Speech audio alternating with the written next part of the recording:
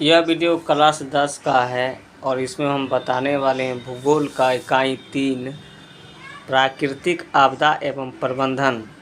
और इसमें बताएंगे भूकंप एवं सुनामी का लघु उत्तरीय प्रश्न। पहला है, भूकंप के केंद्र एवं अधिकेंद्र के बीच अंतर स्पष्ट कीजिए। उत्तर, भूपटल के नीचे का वह स्थल जहाँ भूकंपीय कंपन प्रारंभ होता है भूकंप के केंद्र कहलाता है, जबकि भूपटल पर वे केंद्र जहाँ भूकंप के तरंग का सर्वप्रथम अनुभव होता है अधिकेंद्र कहलाता है।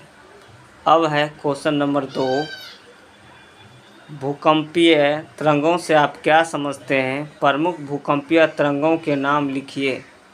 उत्तर, भूकंप के दौरान उत्पन्न होने वाली विभिन्न प्रकार के कंपन को भूकंपीय तरंग कहते हैं। भूकंपीय तरंगों का वेग भिन्न होता है। भूकंप के दौरान उत्पन्न होने वाली तरंगें निम्न है। ए, प्राथमिक तरंग जिसको हम पी से लिखते हैं। बी, द्वितीयक तरंग जिसको एस से लिखते हैं। सी, दीर्घ तरंग जिसको हम एल से लिखते हैं। अब है क्वेश्चन नंबर 3। क्वेश्चन नंबर 3 कह रहा है, भूकंप और सुनामी के बीच अंतर स्पष्ट कीजिए। उत्तर, ठोस धरातल पर होने वाली कंपन को भूकंप कहते हैं। भूकंप शब्द का प्रयोग भूपटल में उत्पन्न कंपन के लिए करते हैं। सागरीय तली में उत्पन्न कंपन को सुनामी के नाम से जाना जाता है। भूकंप एवं सुनामी की ऊर्जा तरंग की गहनता का मापन रिक्टर स्केल के द्वारा किया जाता है। अब है क्वेश्चन नंबर 4। क्वेश्चन नंबर 4 है, सुनामी से आप या बचाव के कोई 3 उपाय बताइए। उत्तर, सुनामी से बचाव के कोई 3 उपाय निम्न हैं। ए, समुद्र तटीय क्षेत्रों के समीप मैंग्रोव वनस्पति को लगाने का कार्य किया जाना चाहिए। बी, तटीय क्षेत्रों के रहने वाले लोगों को प्रशिक्षित किया जाना चाहिए। सी, समुद्र के नज़दीक कंक्रीट तटबंधों का निर्माण किया जाना चाहिए। अब है दीर्घ उत्तरीय प्रश्न।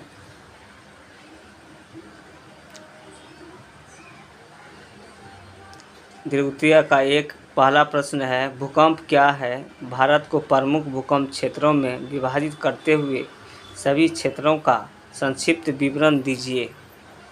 उत्तर, पृथ्वी के आंतरिक भागों में अचानक उत्पन्न कंपन को भूकंप कहते हैं। भूकंप की तीव्रता को रिक्टर स्केल पर मापते हैं। भारत को निम्न भूकंप क्षेत्रों में वर्गीकृत किया गया है। ए, जोन 1, इसके अंतर्गत भारत के दक्षिणी पठारी क्षेत्र सम्मिलित है जहां भूकंप के खतरा नहीं के बराबर है। बी, जोन 2, इसके अंतर्गत प्रायद्वीपीय भारत के तटीय मैदानी क्षेत्र आते हैं जहां भूकंप की तीव्रता कम होती है। सी, जोन 3, इसके अंतर्गत मुख्यतः गंगा सिंधु का मैदान, राजस्थान तथा उत्तरी गुजरात के कुछ क्षेत्र आते हैं। इस क्षेत्र में भूकंप के खतरे की संभावना बनी रहती है। डी, जोन 4, इसके अंतर्गत शिवालिक हिमालय का क्षेत्र, पश्चिमी बंगाल का उत्तरी भाग, असम घाटी एवं पूर्वोत्तर क्षेत्र, अंडमान निकोबार जैसे राज्य सम्मिलित है।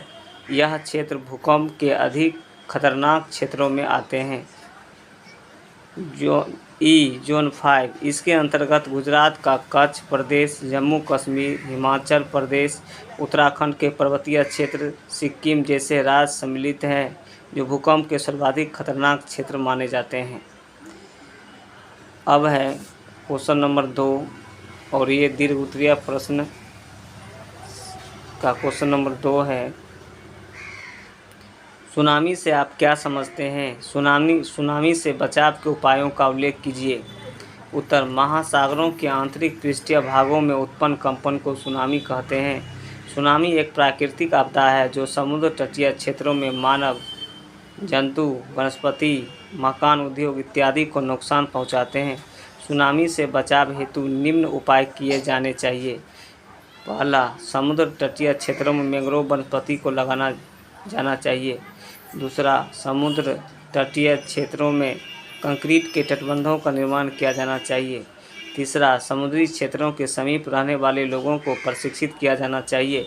4, समुद्र तटीय क्षेत्रों में सुनामी का पूर्वानुमान यंत्र के सहारे पहले ही सूचित किया जाना चाहिए।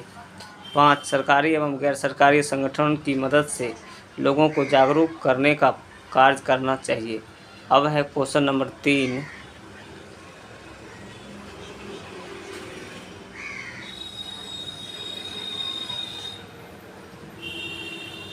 क्वेश्चन नंबर 3 है, भूकंप एवं सुनामी के विनाशकारी प्रभाव से बचने के उपायों का वर्णन कीजिए।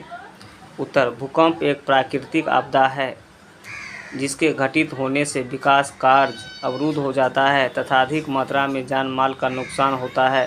अतः इसके बचाव के लिए निम्न उपाय किए जाने चाहिए। पहला, भूकंप का पूर्वानुमान से संबंधित यंत्र का विकास कर लोगों को पहले ही सूचित करना चाहिए। दूसरा, भूकंप क्षेत्रों में भूकंप निरोधी मकानों का निर्माण किया जाना चाहिए। तीसरा, भूकंप क्षेत्र में निवास करने वाले लोगों को विशेष प्रशिक्षण देकर प्रशिक्षित किया जाना चाहिए। चौथा, भूकंप के दौरान खुले मैदानी क्षेत्रों में रहना चाहिए। पाँचवां, सरकारी एवं गैर सरकारी संगठनों के द्वारा राहत कार्य किया जाना चाहिए।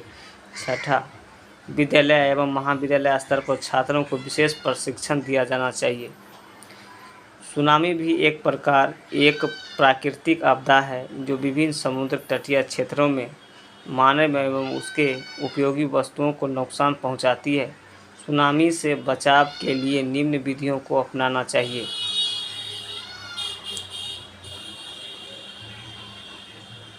पहला, समुद्र तटीय क्षेत्रों में मैंग्रोव वनस्पति को लगाना चाहिए। दूसरा, समुद्र के नज़दीक कंक्रीट युक्त तटबंधों का निर्माण करना चाहिए। तीसरा, सुनामी के पूर्वानुमान से संबंधित सूचना यंत्र के सहारे लोगों को पहले ही सतर्क कर देना चाहिए। 4, सुनामी से संबंधित होने वाले नुकसान को सरकारी एवं गैर सरकारी संगठनों द्वारा पूर्ति करने का कार्य किया जाना चाहिए। 5, लोगों को प्रशिक्षित करने का कार्य सरकार के द्वारा किया जाना चाहिए। अगले वीडियो में आपको बताएंगे अध्याय 4, जीवन रक्षक आकस्मिक प्रबंधन, लाइफ सेविंग कैजुअल मैनेजमेंट। अगर यह वीडियो आप लोगों को अच्छा लगता है तो हमारी वीडियो को लाइक करें, ज़्यादा से ज़्यादा शेयर करें अपने फ्रेंड सर्किल में। Thank you for watching this video.